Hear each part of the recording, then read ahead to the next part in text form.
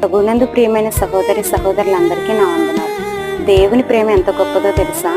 మనుష్యులుగా మనం మనకు నచ్చిన లక్షణాలు కలిగి ఉన్నవాన్ని ఇష్టపడతాం లేదా ప్రేమిస్తాం అని రోమిలకు రాసినటువంటి పత్రిక 5వ అధ్యాయము 6, 8, 10 వచనాలు ఈ విధంగా రాయబడి ఉన్నది. మనం ఇంకా బలహీనమై ఉండగానే, మనం ఇంకా పాపులుగా ఉండగానే, మనం ఇంకా శత్రువులుగా ఉండగానే ప్రభు అయినటువంటి యేసుక్రీస్తు వారు తన యొక్క ప్రాణాన్ని మన కొరకు అర్పించి మన ఎడల ఆయనకున్నటువంటి ప్రేమను వెల్లడి చేసి ఉన్నారు. ఒకప్పుడు హింసకుడు, దూషకుడు, హానికరుడుగా ఉన్నటువంటి సౌలు యేసయ్య పాదాల చెంతకు వచ్చి తన యొక్క స్థితిని ఒప్పుకున్నప్పుడు, నేను క్రీస్తుని పోలి నడుచుకున్న ప్రకారము మీరును నన్ను పోలి నడుచుకోండి అని ధైర్యంతో చెప్పగలిగిన పౌలుగా మార్చివేశాడు. ఈనాడు నువ్వు దేవునికి విరుద్ధమైన స్థితిలో నువ్వు ఉన్నావేమో, నువ్వు ఏ స్థితిలో ఉన్నా కానీ యేసయ్య నన్ను కనికరించు అని ఆయన యొక్క పాదాల చెంత నువ్వు అడగగలిగితే, అతిక్రమములను ఒప్పుకుని విడిచిపెట్టేవాడు కనికరం పొందును అని చెప్పినవాడు నేను కనికరించి నేను హెచ్చించును.